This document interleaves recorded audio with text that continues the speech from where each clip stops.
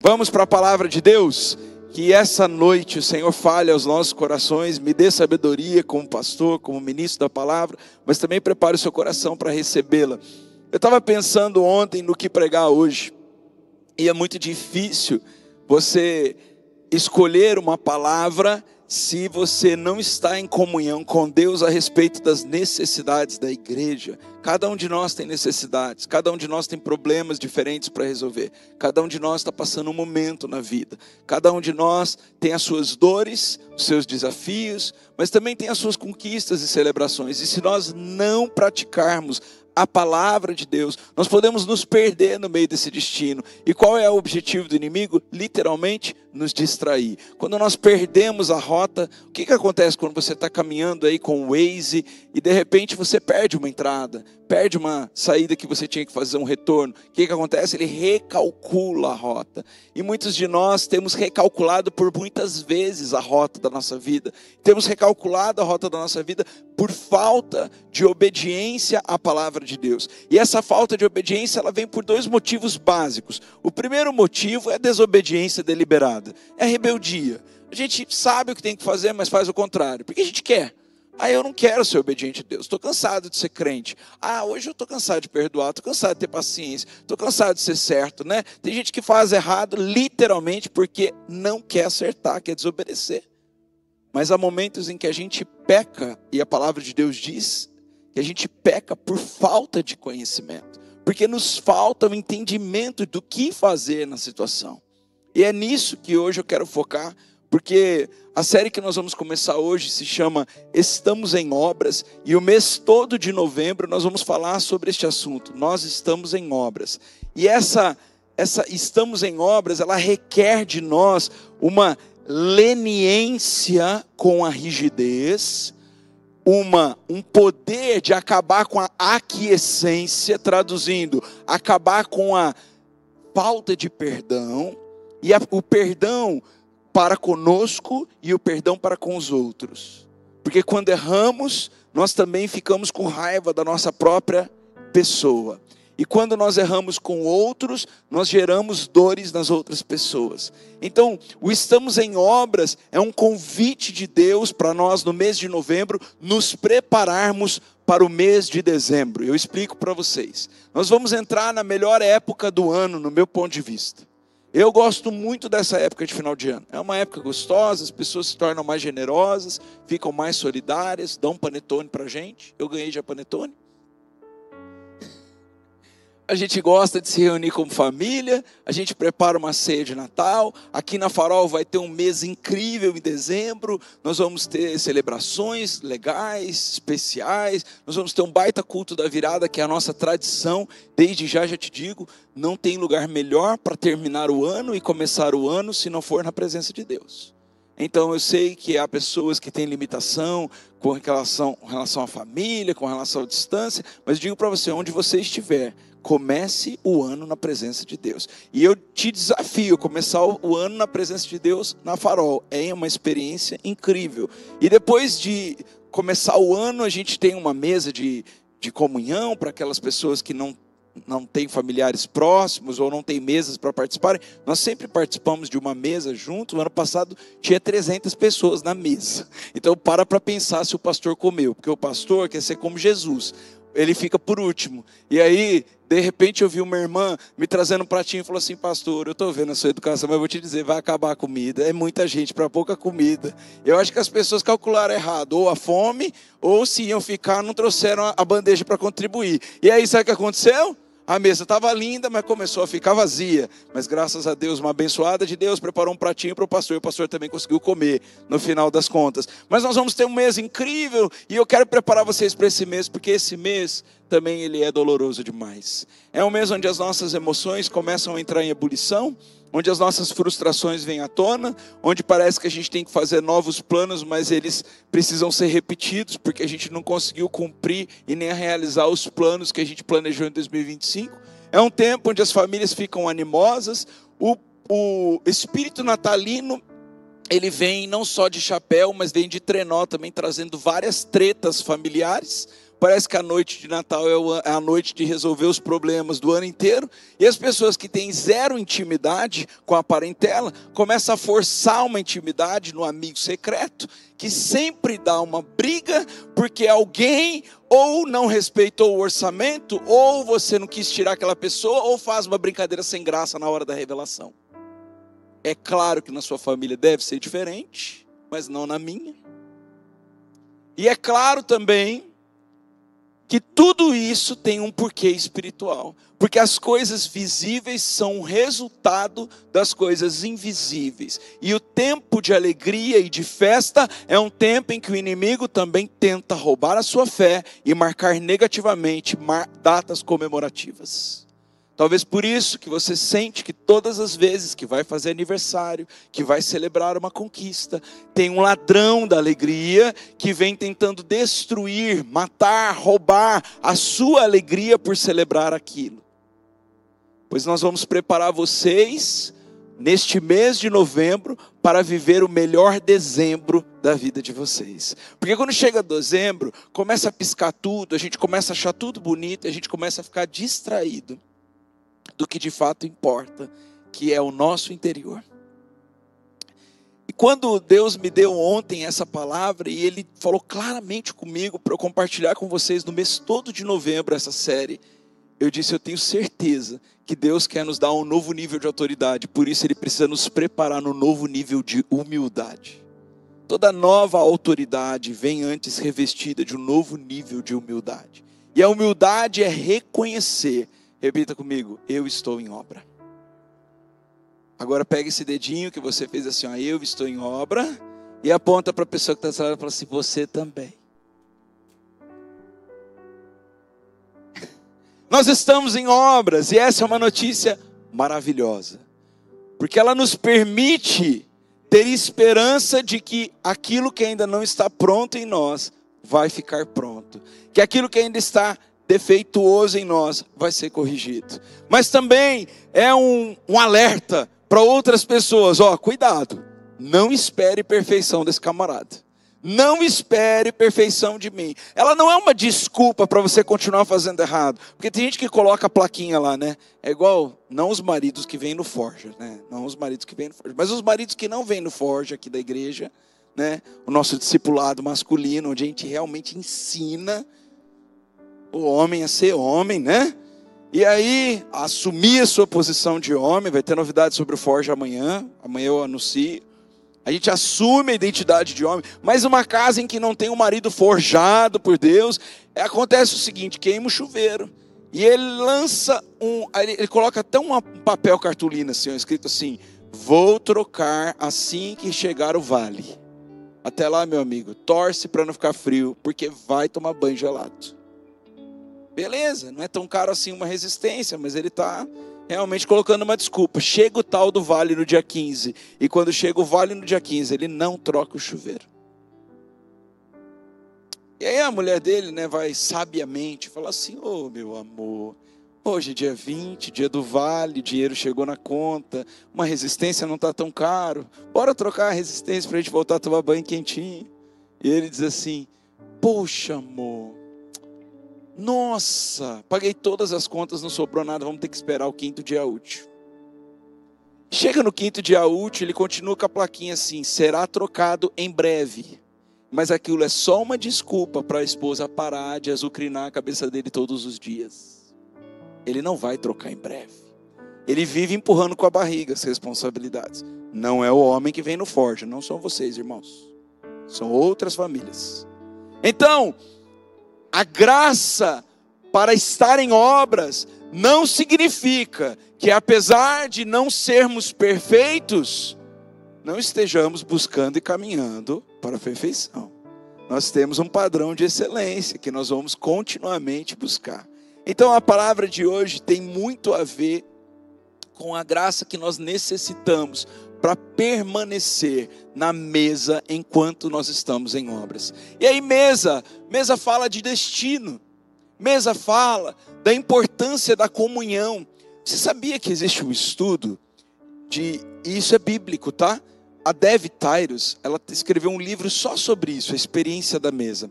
A mesa é o único lugar que nivela todas as pessoas no mesmo nível, de altura mesmo, estatura.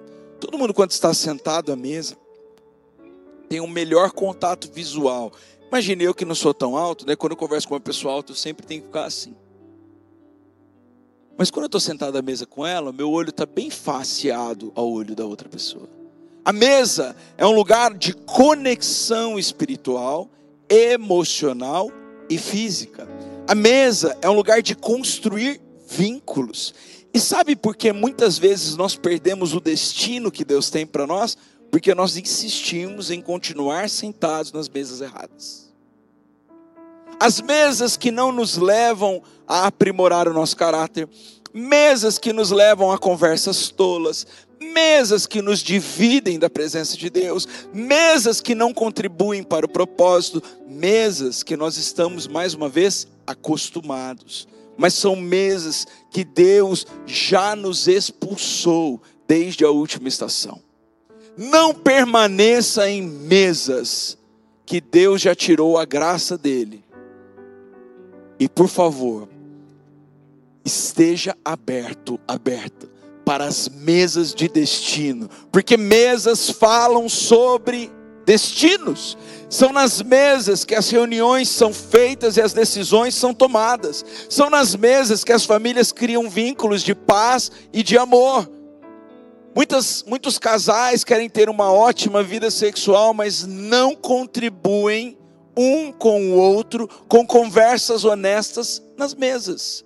Muitas vezes tem dificuldade de olhar no mesmo nível, no olho e dizer coisas difíceis. E a nossa pastora sempre diz, eu gosto de repetir porque essa frase é incrível: conversas fáceis tornam os relacionamentos difíceis, mas conversas difíceis tornam os relacionamentos fáceis.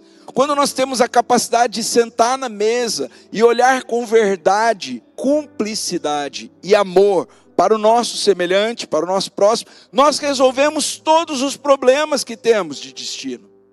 Nós resolvemos problemas com a educação dos filhos, nós resolvemos problemas maritais, nós resolvemos problemas profissionais. Quando você é chamado pelo seu chefe, ele geralmente, se for para um aperto ou para uma promoção, se for para um ajuste ou se for para algo bom que vai te promover, certamente ele vai te chamar para a mesa dele.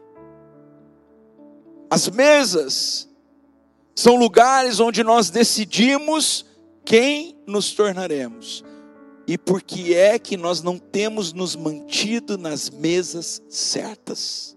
E a pergunta que eu faço, segunda e tão importante quanto, por que é que nós não colocamos a mesa com Jesus? E não nos assentamos na presença dele? Talvez um simples café, sentado à mesa, uma música de fundo tocando, uma Bíblia na mão e perguntando: como que eu devo agir nessa situação? Olha para o meu interior. O salmista Davi fazia isso o tempo inteiro, não à toa, ele era um homem segundo o coração de Deus. O salmista Davi dizia: olha, cria em mim, ó Deus, um coração puro, renova dentro de mim um espírito estável. Ele diz em Salmo 139, tu me sondas e me conheces, ninguém me conhece como o Senhor me conhece. Começa a olhar para dentro de mim e veja se tem algum caminho errado, e guia-me pelos caminhos eternos. Está faltando humildade para a gente sentar na mesa com Jesus e deixar Ele reformar esse odre, essa estrutura antiga que nós estamos carregando. Nessa série estamos em obras e hoje eu vou falar sobre a graça que nos mantém na mesa. Nós temos duas condutas importantes para serem observados. Primeiro, um aviso: não espere perfeição de quem está em obras. Segundo, uma esperança: nós ainda vamos chegar lá. Não espere que eu esteja pronto, pessoal, mas saiba que eu estou me aprontando, eu vou chegar lá. Ei, não espere que eu seja 100% santo, mas também não espere que eu peque tanto, porque eu estou me aperfeiçoando em Deus. Olha, não espere que eu não conheça as minhas limitações, mas saiba que eu ainda não sei lidar com todas elas. Sabe, quando eu olho para dentro de mim e eu percebo os traumas, e eu percebo as coisas que eu passei, as dificuldades que eu sofri, porque ninguém aqui celebra trauma não, gente.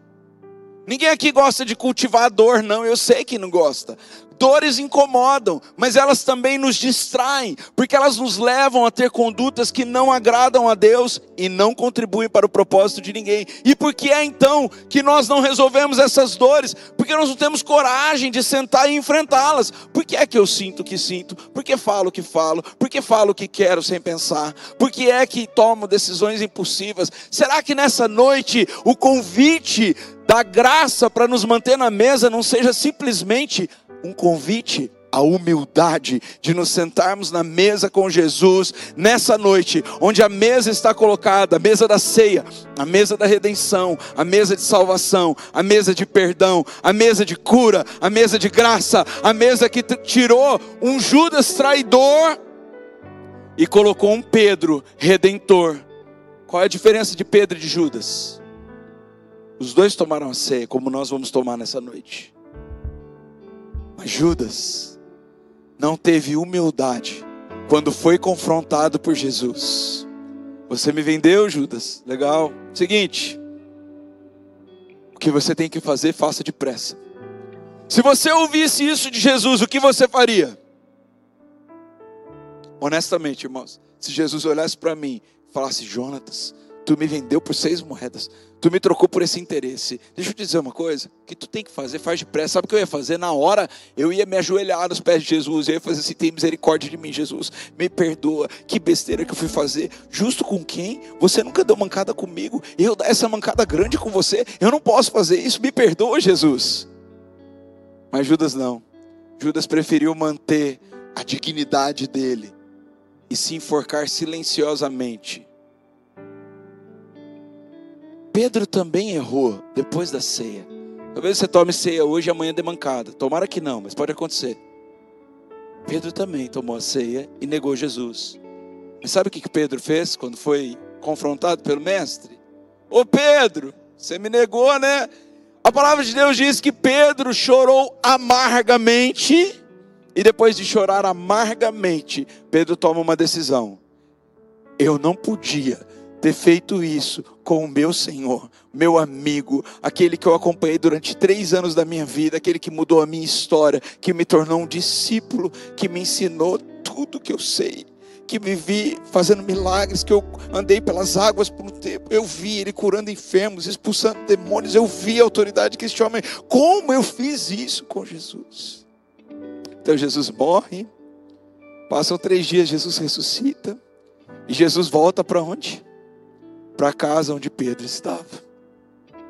Jesus bate na porta, ninguém abre, ele entra pelas portas.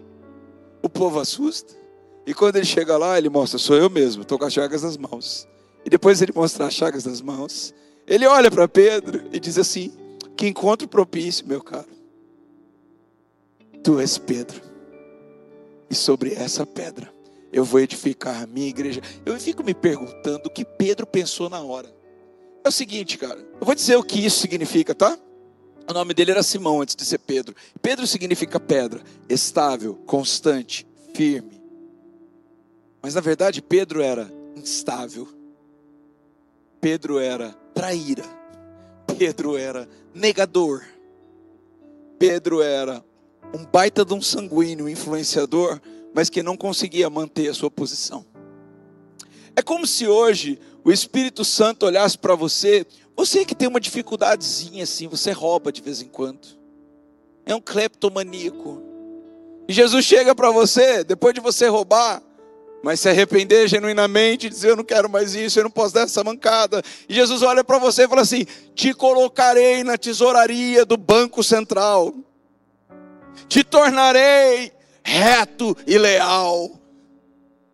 Sabe, é a mesma coisa de um homem adúltero, infiel, traíra, depois de ter pecado e Jesus ter confrontado através do seu Espírito essa atitude tão errada.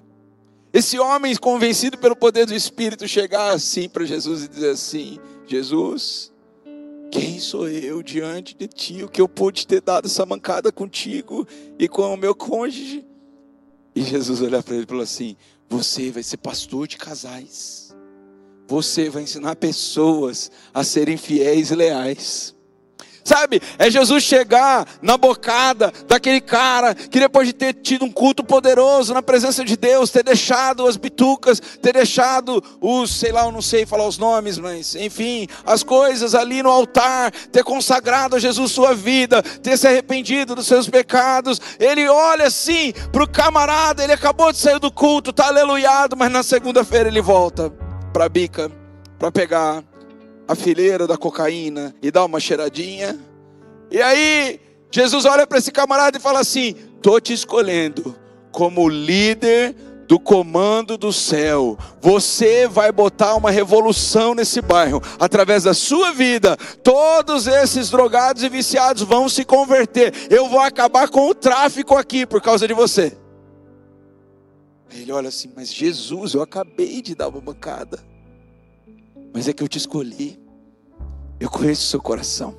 Eu sei que você está em obras. E através do meu espírito eu vou te ajudar. E você vai sair dessa posição de cheirador, de fumador, de traficante. E hoje eu te faço salvador de vidas. E aí Pedro perguntou para Jesus: e o que é que eu faço? E ele diz assim: apacenta as minhas ovelhas. Eu sei que o que eu estou pregando ofende legalista. Legalista é aquele que, me perdoa a expressão, ele é tão perfeito que eu acho que nem o céu cabe para ele. O céu deve ter algum defeito para o legalista, porque ele nasceu muito lindo, cheiroso. O xixi e o cocô dele cheiram assim, perfume e fragrância, Blue Chanel. É uma coisa linda.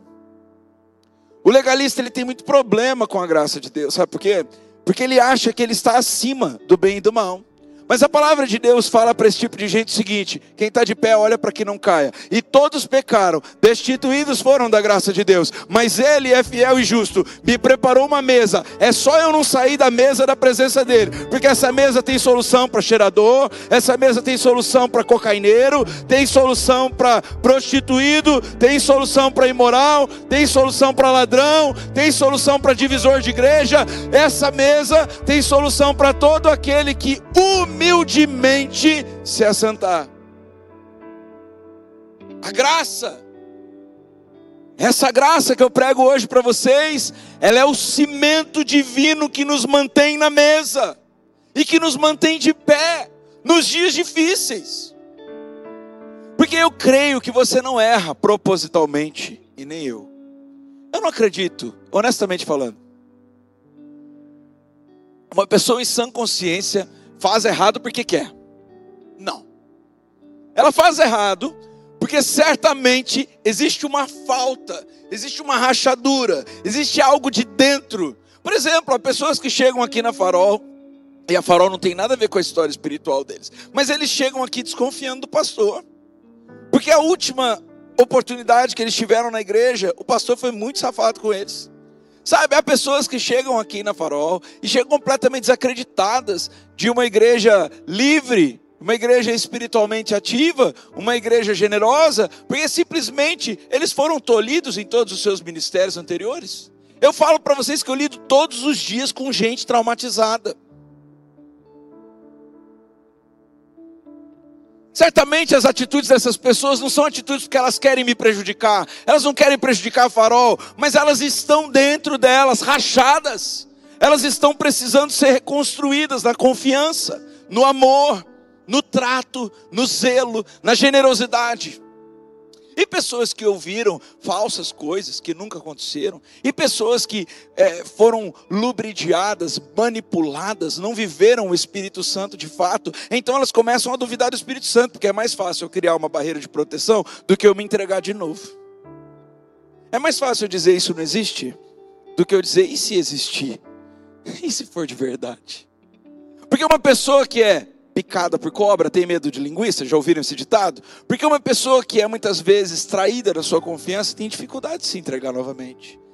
Mas sabe, o aviso nessa noite está claro. Hoje nós temos uma mesa de que quando você decide, escolhe permanecer, não tem outra opção a não ser sair curado, restaurado, redimido, abençoado e melhor, capaz de curar, redimir, abençoar, transformar onde você passar, porque esse é o propósito de Deus. O propósito de Deus não é egoísta, não é para que eu tenha todas as bênçãos e ninguém se usufrua dessa melhor qualidade de vida que eu tenho. Sabe, eu trabalho com uma senhora muito querida, ela é recepcionista do lugar. E ela perdeu um filho com 39 anos de idade, quando ele tinha 39 anos de idade. Uma semana antes, olha como Deus preparou, uma semana antes dele morrer, ele deu a ela e ao esposo dela uma viagem para Balneário de Camboriú. E eles tiveram uma viagem incrível juntos em família, testaram um carro novo dele que ele tinha comprado. E ele era um filho muito bom, tinha comprado já um apartamento para ir morar sozinho, ter a vida dele, já que ele era mais velho, mas assim, muito honroso, sempre tentando conectar a família toda, ajudando a irmã. E eu sei que todas as vezes que ela me vê, eu tenho 40 anos de idade hoje, ela pensa no filho dela. Não porque eu me assemelho fisicamente, mas porque ela sabe da minha idade, e eu tenho idade para ser filho dela. O filho dela teria esse ano 40 anos. E sabe o que é mais interessante? Que todos os dias quando eu chego pela manhã no trabalho, ela me dá um abraço de mãe. E ela acha, ou melhor, eu posso achar que sou eu que estou abençoando a vida dela, porque eu estou entrando num lugar onde há uma falta. Mas ela não sabe o quanto ela me abençoa com um abraço de mãe que ela me dá. Mas todas as vezes que eu olho para a Soninha, chama Sônia, Soninha, eu digo, Soninha, Deus tem um plano grande na sua geração. Tenho certeza que ela olha para mim e pensa assim, do que ele está falando? Que geração? Meu filho já se foi, a minha filha não é casada. Como é que eu vou falar em geração para uma mulher que não tem mais filho e cuja filha não está interessada em formar família? Quando eu olho para ela com compaixão, eu falo, olha, Jesus está suprindo suas necessidades. Todas as vezes que a gente celebra o parabéns de alguém, lá no trabalho, aniversário de alguém, ela não consegue participar da mesa, porque ela se lembra que no último aniversário do filho dela, foi também a última despedida. Acabou, foi o último bolo, e ela parou naquele parabéns. Eu pergunto para você, que culpa essa mulher tem do trauma que ela ficou, de depois de celebrar o aniversário, perder o único filho homem que ela tinha? Que culpa a gente tem quando alguma coisa nos acontece e alguém nos trai sem nenhum aviso? Que culpa a gente tem quando a gente perde uma grana que a gente tinha certeza que ia ser um bom investimento? Que culpa a gente tem quando a gente perde o emprego por uma mera perseguição? Que culpa nós temos? Mas deixa eu dizer uma coisa, nenhuma. Mas certamente tudo isso gerou em nós uma quebradeira dentro. Ficamos quebrados, partidos, chateados. Às vezes oprimidos, deprimidos, angustiados, nos sentimos completamente desconfiados, ficamos com um senso de que Deus virou as costas para nós. Será que só eu tive essa sensação na minha vida até hoje, ou você também? Quando alguma coisa muito ruim nos acontece, nós tributamos honra, glória e louvor a Deus, ou nós achamos que de fato Ele está de mal da gente? Essas falhas que vão ficando estruturais dentro do nosso ser, da nossa composição emocional, elas geram atitudes em nós que desagradam a Deus. Porque uma pessoa, por exemplo, desconfiada porque foi traída e não consegue mais entregar o seu coração a outra pessoa, não consegue amar genuinamente alguém. Porque uma pessoa que perdeu a esperança na última perda, no divórcio, na falência, na quebradeira generalizada, ela não consegue olhar para Deus no momento da generosidade e dizer assim, tudo que tenho é teu, filho. Não, ela está falando assim, você levou aquilo que eu não queria que você levasse. Eu estou aqui por dentro quebrada, não consigo ser generoso. Eu não acho que pessoas egocêntricas, gananciosas, avarentas, elas são assim porque elas querem. Eu acho que é porque está faltando alguma coisa dentro ser reformado. Eu não consigo pensar que uma pessoa, por mais que seja errado ser, e eu detesto esse tipo de caráter, precisa ser transformado, mas eu não consigo acreditar que uma pessoa narcisista é necessariamente má. Ela ficou assim porque diante das atitudes da vida, das faltas, diante das traições, diante da rejeição, ela precisa tanto se proteger que ela não consegue entender que Deus é Pai e Ele protege sem ela ter necessidade de se proteger. Eu não consigo acreditar que uma pessoa que vai e comete justiça própria. O que é justiça própria? Fazer justiça com as próprias mãos. A palavra de Deus diz que isso não presta. Não devemos fazer justiça com as nossas próprias mãos. Mas eu não consigo acreditar que uma pessoa que faz justiça própria com as mãos, ela quer fazer justiça própria. Eu tenho certeza que ela se sente tão injustiçada e tão sem ninguém para defendê-la, que se ela não se defender, ela vai ficar perdida e no prejuízo. Então, isso mostra que as obras dentro de cada um de nós são intermináveis. Nós precisamos hoje sentar nessa mesa com Jesus e resolver a questão. Por que é que eu sinto o que sinto, faço o que faço e desagrado a Ti? A graça nessa noite restaura o que foi quebrado. E eu quero contar a história de Oséias, um profeta da Bíblia, que em Oséias 2, 21 ao 23, a palavra de Deus diz assim, que naquele dia eu vou responder, declara o Senhor. Eu vou responder aos céus, os céus responderão à terra, a terra responderá ao cereal, ao vinho novo, ao azeite. Olha quanta coisa boa Deus está prometendo. E eles responderão a Jezreel, e eu a plantarei para mim mesmo na terra, tratarei com amor aquela que chamei não amada, direi àquele chamado não meu povo, você é o meu povo, e ele dirá, tu és o meu Deus. Vamos entender o contexto dessa história? Essa história fala de um profeta puro, santo de Deus, que foi convidado por Deus a casar-se com uma prostituta, uma mulher da vida, porque Deus queria exemplificar para Israel o seu grande amor. Talvez você aí está santo, guardado no Senhor, você é santa, guardada no Senhor, e Deus vai mandar você casar com alguém fora da curva, fora da caixa, para mostrar simplesmente o grande amor dele. Eu falo assim, Deus, afasta de mim esse cálice. Quem é que quer casar com uma prostituta? Uma mulher que dorme com todo mundo? Quem é que quer ter esse tipo de relacionamento? Está muito na moda hoje em dia essa coisa de relacionamento aberto, poli não sei o quê, mas na prática, quem é que não gosta de ser exclusivo e ter exclusividade, fidelidade? Na prática a coisa acontece um pouquinho diferente, né, irmãos? A gente não dá nossa intimidade para um monte de gente, né? Ainda mais um monte de gente que a gente não escolheu dar. A gente quer dar a intimidade para a pessoa que Deus escolheu e nós também, né?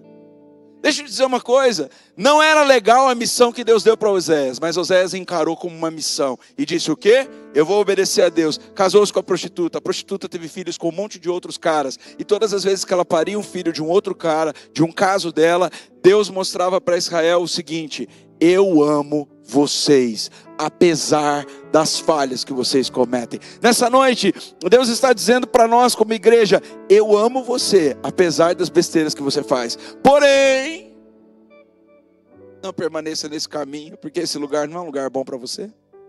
As consequências das besteiras não são boas para você.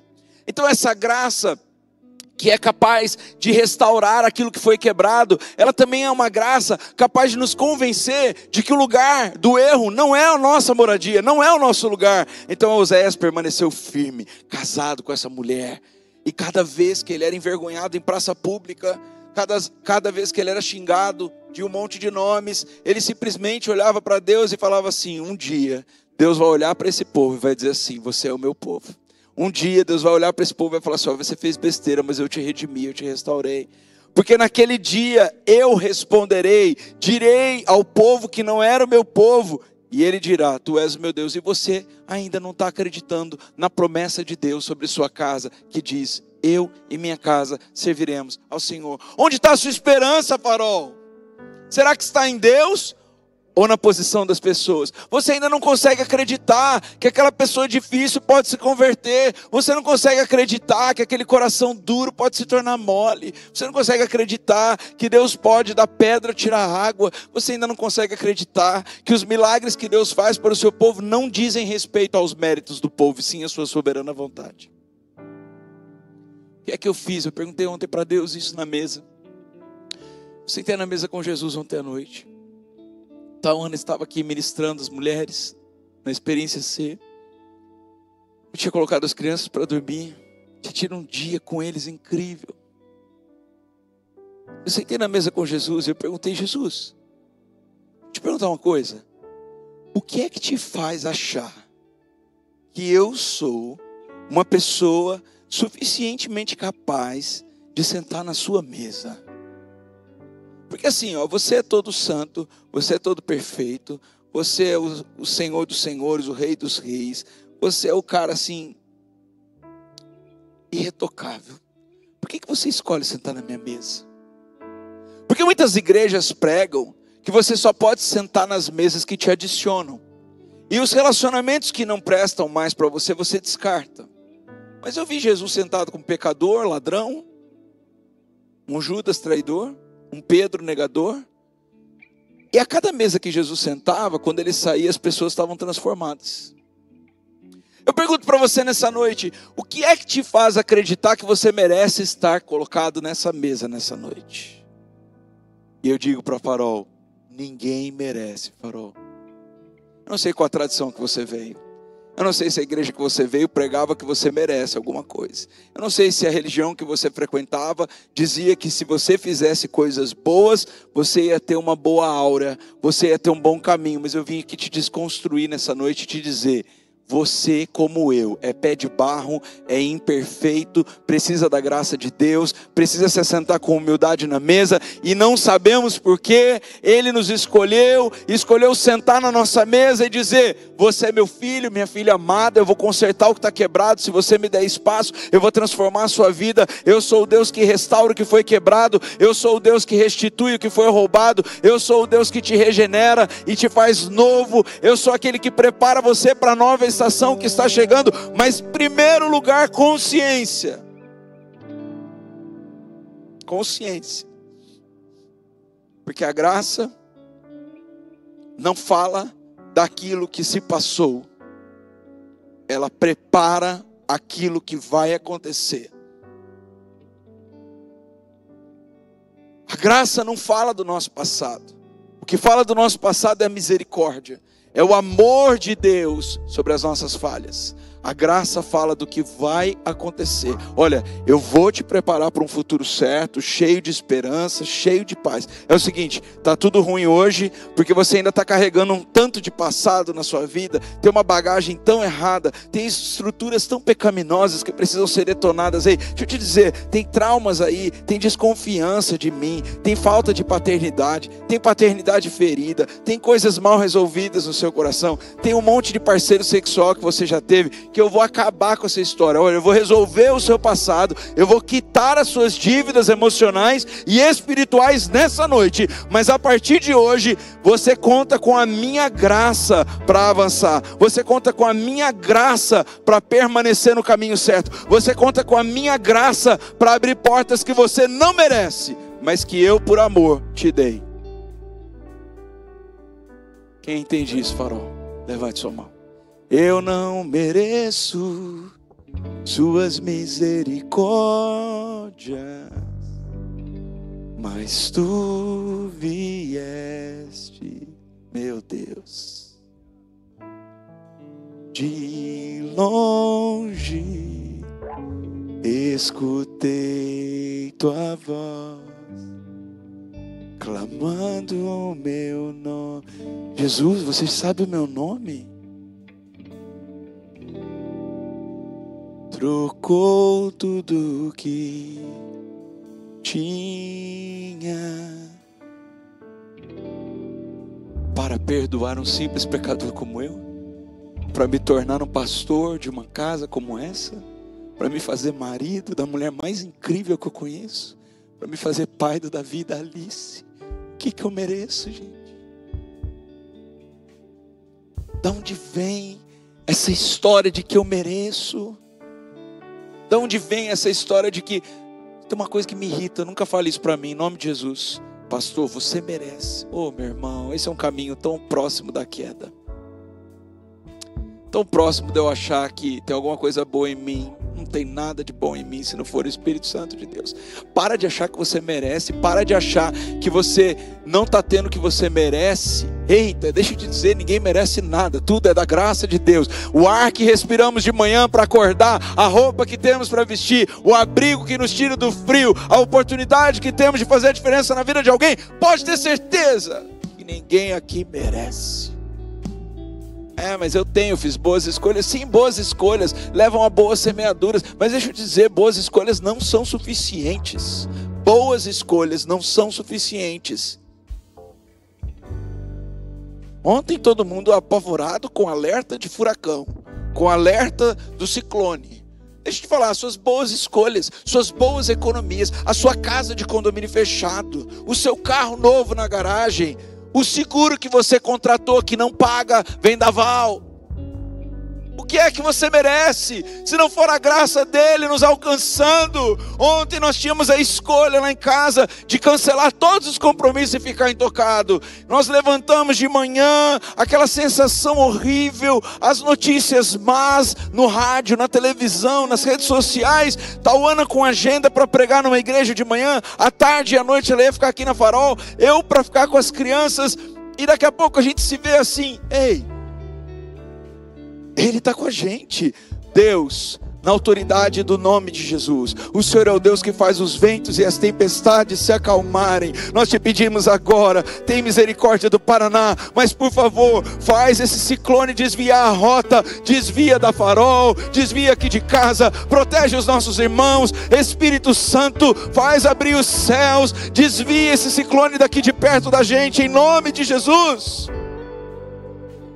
Pretinha me mandou foto da rodovia, ninguém, desértica. Ela assim, amor, não tem ninguém na rua. Eu falei assim, mas você vai pregar a palavra, essas pessoas que você vai impactar vão se converter, você vai vender o seu livro que vai ser um alimento de cura para a vida das pessoas, e você vai ser grandemente usada por Jesus, e eu vou estar aqui protegendo as crianças, e Deus vai estar protegendo você.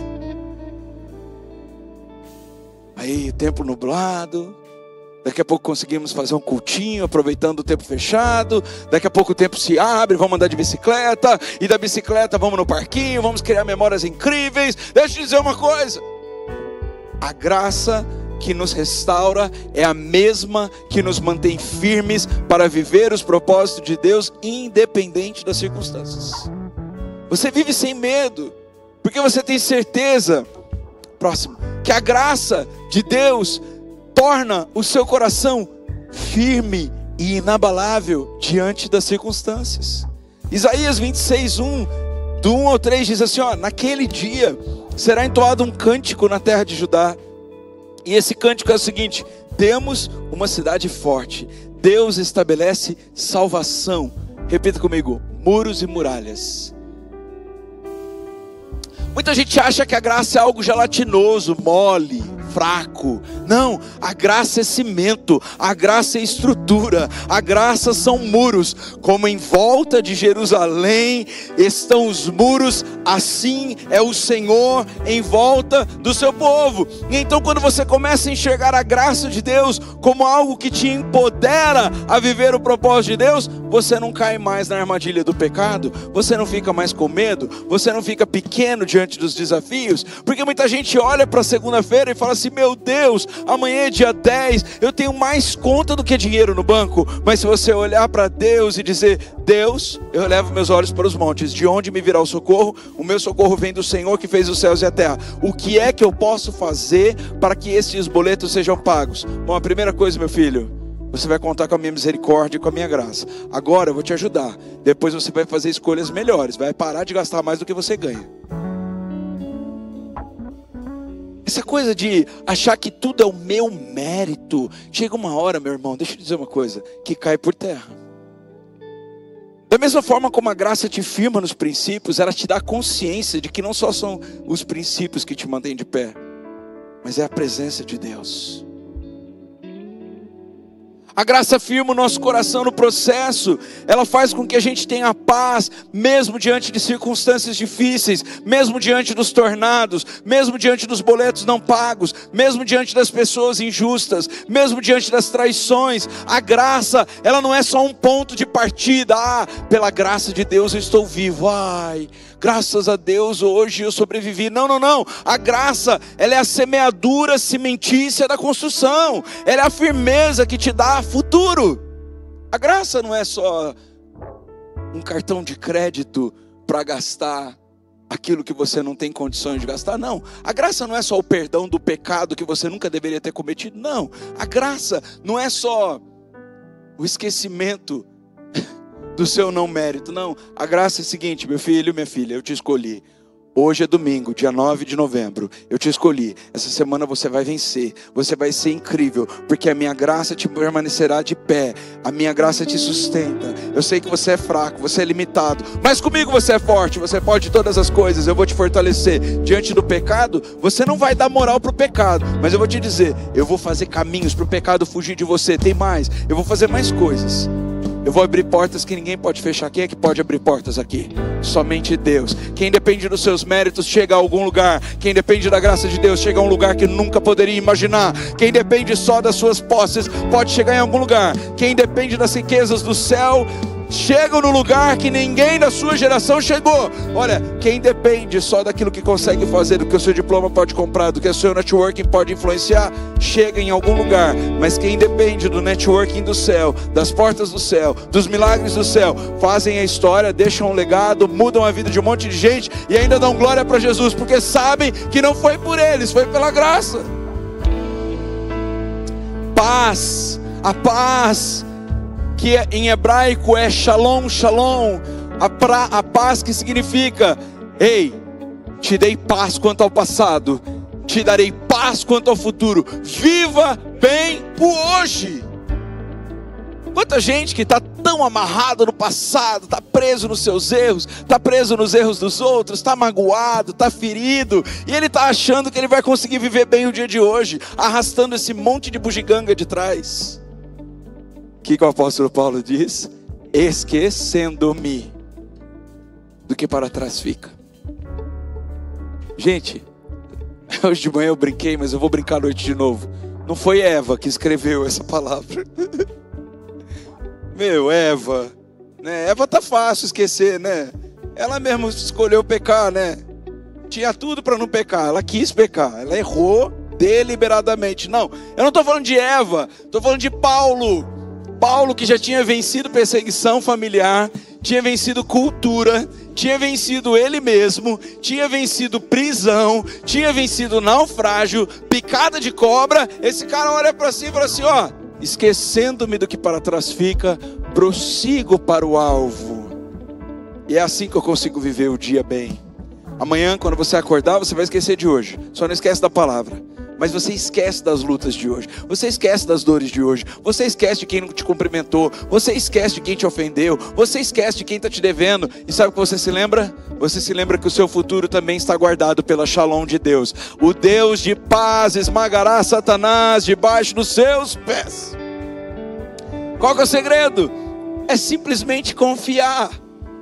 Depois de viver em paz com o ontem, viver em paz com o amanhã, confia e vive o seu dia na presença de Deus. A graça firma o nosso coração no processo. Por último, não menos importante, a graça mantém o justo de pé. Olha,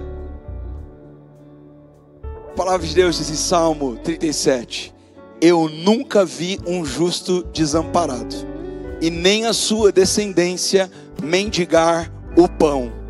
Se tem uma coisa que nós somos em Cristo, é justa. Pastor, eu achei que o justo era aquela pessoa perfeita, sabe? Aquela pessoa que tem a família da Doriana, da comercial de margarina. Eu achei que o justo fosse aquela pessoa que está com o carro quitado e com os boletos pagos. Eu achei que o justo fosse aquela pessoa assim, que usa um óculos intelectual e na hora do coral da igreja, tudo entregarei.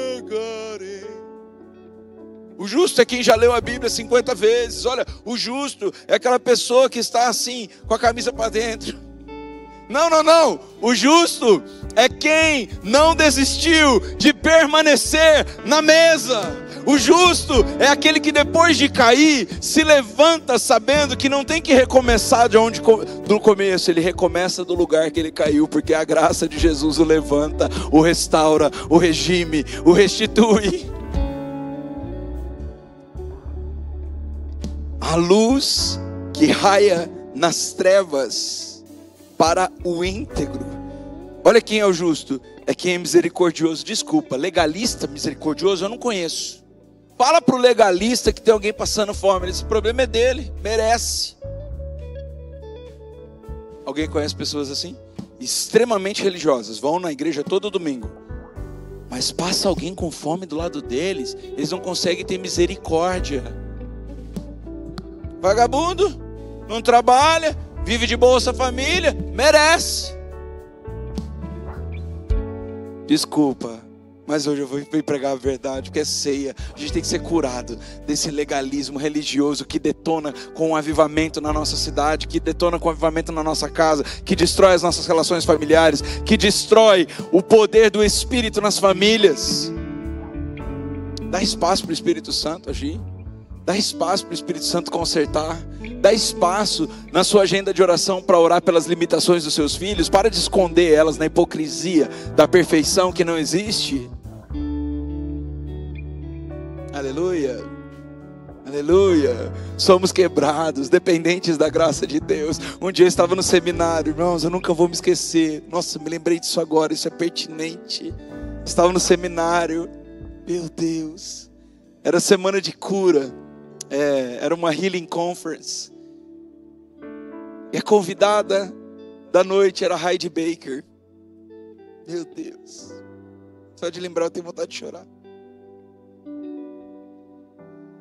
E ela contando o testemunho dela, que muitas vezes ela ia, quando ela vai aos Estados Unidos, ela é americana, herdeira, e abriu mão de todo o estilo de vida americano, esse que a gente gosta de ter, que quer ter, né?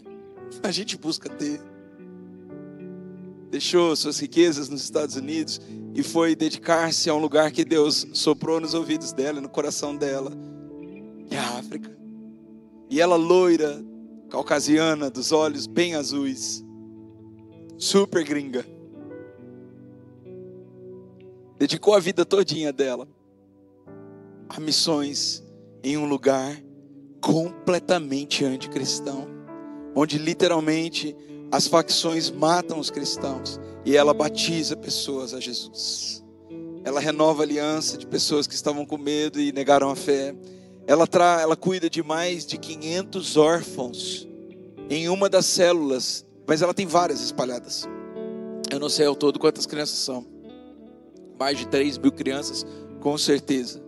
Em uma dessas células, uma amiga nossa trabalha, Karina. E ela foi pregar na Healing Conference.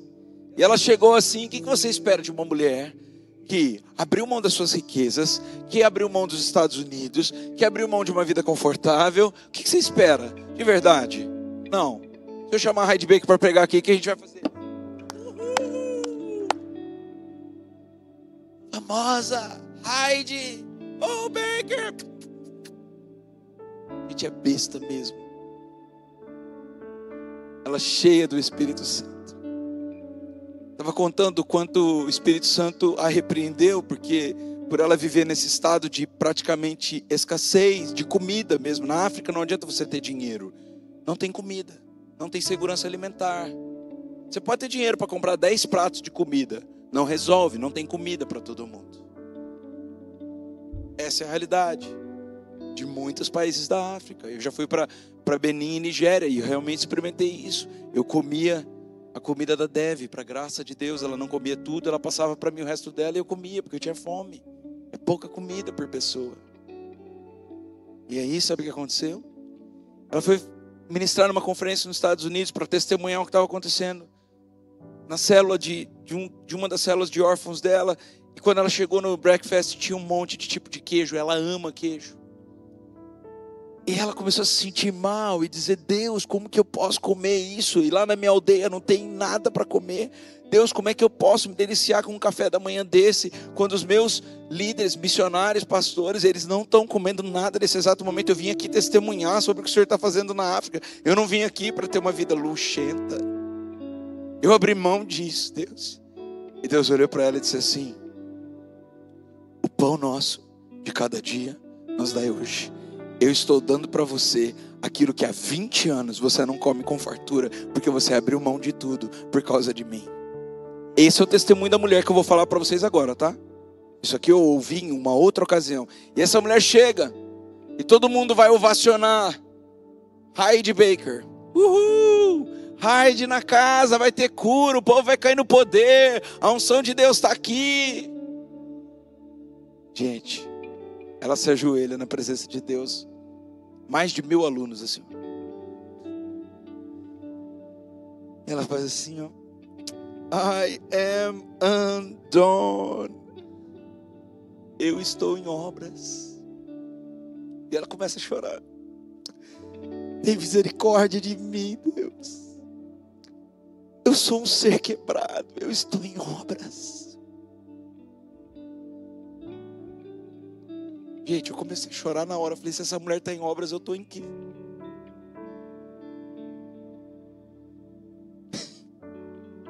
Seminarista egoísta, querendo trocar o carro, querendo fazer viagem no Spring Break, querendo... Ela começa, eu estou em obras, ela só fala isso durante os 15 minutos de ministração. Eu estou em obras, tenha misericórdia de mim, Espírito Santo, eu estou em obras. O que você vai pensar de uma mulher dessa?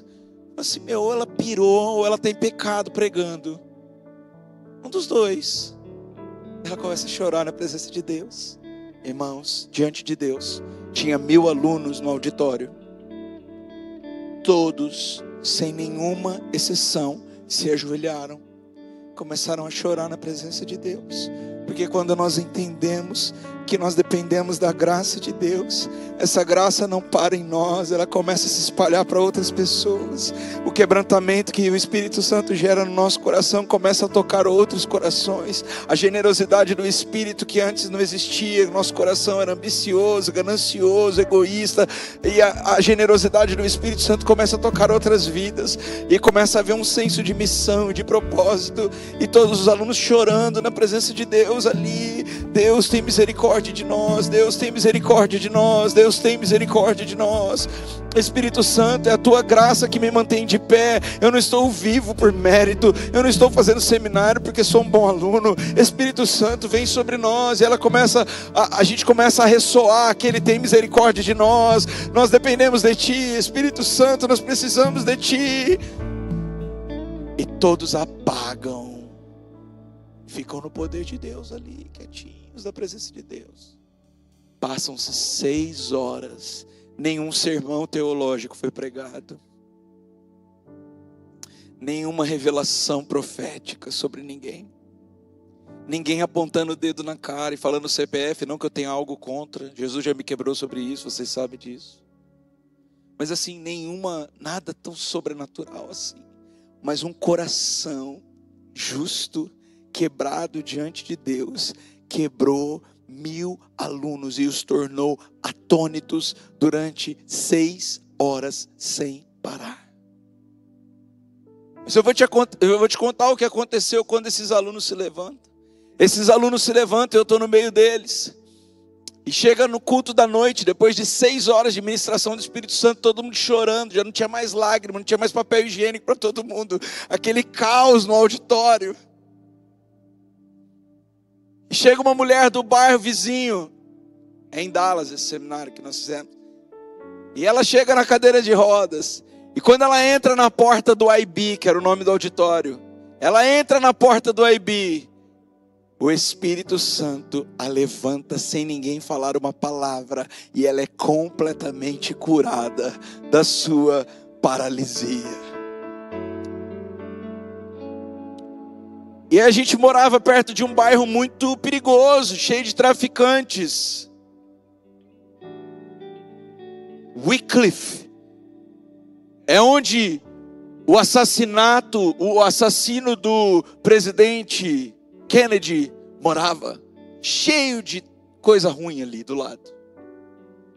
E esses caras começam a vir no culto à noite. E eles começam a entregar a vida deles para Jesus. Começam a entregar armas. E daqui a pouco chega o jornal de Dallas. Isso está registrado, foi no ano de 2011. Agosto de 2011, podem pesquisar. Chega o jornal de Dallas. O que está acontecendo no Cristo para as Nações, que era o nosso seminário. O que está acontecendo ali? Os traficantes de Oak Cliff estão se convertendo. Uma paralítica andou. Eu pergunto para você, simplesmente uma mulher justa, que estava diante dos desafios de pé pela graça, que tinha medo de comer queijo enquanto as pessoas estavam passando fome na África, que entendia o quanto ela precisava da graça de Deus. Uma luz começou a raiar nas trevas, o coração firmado e confiante em Deus começou a gerar cura, e não precisou ninguém fazer show sensacionalista, chamar ninguém pelo nome. A presença de Deus curou, levantou, libertou, restaurou. Essa presença que eu estou pregando para quem hoje é justo, apesar de não ser perfeito. Essa presença que eu estou pregando, a graça que não cancela os nossos processos, mas que perdoa os nossos erros. O coração firme que aprendeu a clamar: Deus ainda não terminou a obra na minha vida. Não importa se eu já tenho escrito livros, inaugurado igrejas, feito seminários, concluído diplomas. Não importa se eu tenho uma família bonita. Não importa se eu estou próspero. Importa que Ele ainda não terminou a boa obra na minha vida. Eu não vou dizer: aquele que ainda não terminou a obra na minha vida terminará e completará. A gente às vezes usa isso para a campanha de quem está lascado. A gente usa isso para campanhas de prosperidade. A gente usa isso para campanhas de libertação. Pois eu digo nessa noite, nós vamos chegar a um ponto onde a graça de um justo nos mantém tanto de pé, que a gente entende que não está pronto, ainda que estejamos prósperos, ainda que estejamos felizes, ainda que estejamos ajustados, equilibrados emocionalmente. Não estamos prontos. O justo hoje senta na mesa da ceia, sabendo que se a graça de Deus não alcançar, em primeiro lugar, aquele pão e aquele suco de uva podem ser comprados em qualquer lugar. Eu sei que às vezes a gente vem na igreja como se fosse um lugar social, mas a igreja é o lugar da habitação de Deus. Eu sei também que há pessoas que pregam que nós somos a igreja, mas nós, igreja, sem um lugar chamado igreja, nós somos apenas seres quebrados, vazios da presença de Deus, insubmissos à vontade de Deus. Nós precisamos da igreja. Nós não podemos nos apartar da congregação dos santos. E hoje a mesa está colocada. Meu Deus, preguei demais já hoje, perdão. Isso porque eu já preguei de manhã, né, irmãos? Vamos para a mesa da ceia, ficamos de pé na presença de Jesus. Hoje nós estamos em obras. Hoje nós estamos dizendo para Jesus: olha, tem alguém aqui que precisa da sua graça. Tem alguém aqui que conseguiu vencer mais um mês, mas ainda não venceu tudo. Tem alguém aqui que ainda não desistiu da sua presença, mas que precisa muito de uma dose extra nessa noite. Tem alguém que se identifica comigo? Levante sua mão. Alguém que precisa da presença de Deus nessa noite? Alguém que precisa da graça de Deus para permanecer firme no próximo mês? Alguém que precisa que Deus opere milagres para que você mantenha a sua fé, uma chama acesa, viva? Essa mão que você levanta bem alta agora, começa a glorificar Jesus, porque Ele nos dá a graça que faz permanecer de pé.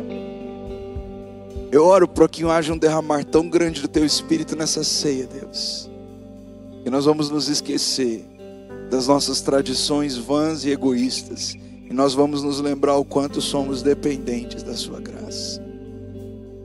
Eu oro nessa noite para que o Teu Espírito Santo convença aqueles que estão em pecado que o Senhor é perdoador dos seus pecados, é fiel e justo para nos perdoar. Eu oro também para que o Senhor convença o legalista de plantão o quanto ele precisa da sua graça para permanecer e continuar. Eu oro para que o Senhor traga uma paz que excede o entendimento àquele que está andando em culpa e em descompasso no seu passado espiritual, para que nessa noite sejam perdoados os seus pecados e ele tenha esperança e confiança no futuro certo, cheio de esperança e paz que o Senhor tem para ele. Eu oro para que essa mesa da ceia seja uma mesa curativa, seja uma mesa regenerativa, seja uma mesa onde a Tua presença se manifesta, Deus. Eu oro desde já consagrando os elementos a Ti, clamando por um banho da sua graça à medida que nós tomarmos a ceia. Que a graça que o Senhor vai depositar sobre nós também possa ser revelada sobre as outras pessoas durante este mês. É a minha oração, em nome de Jesus.